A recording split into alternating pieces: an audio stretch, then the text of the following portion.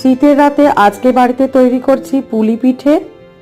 এই পিঠে তৈরির জন্য এখানে আমি নিয়েছি 2 কাপ আতপ চালের গুঁড়ি, আর এখানে কিছুটা নারকেল কুড়িয়ে রেখেছি। আর এই চালের গুঁড়ির মধ্যে নুন আর গরম জল দিয়ে ঠিক আটা মাখার মতন করে মেখে নেব। এবার এই চালের ডো থেকে এইভাবে গোল করে নিয়ে তারপর ঠিক এরকম হাতের সাহায্যে বাটি করে নিলাম। তারপর ভেতরে নারকেল কোড়া দিয়ে দিচ্ছি। এই নারকেল কোড়ার মধ্যে আমি প্রথমে একটু নুন মিশিয়ে রেখেছি। নুন দিয়ে নারকেল কোড়া মিশিয়ে খেতে বেশ ভালো লাগে। আর এইভাবে পুলি শেপ দিয়ে দিচ্ছি। আরও একরকম আমি শেপ দিয়ে দিচ্ছি। ঠিক এইভাবে আরও একটা আমি ডিজাইন করে নিলাম। প্রত্যেকটা পিঠে আমি এইভাবে করে গড়ে নিয়েছি।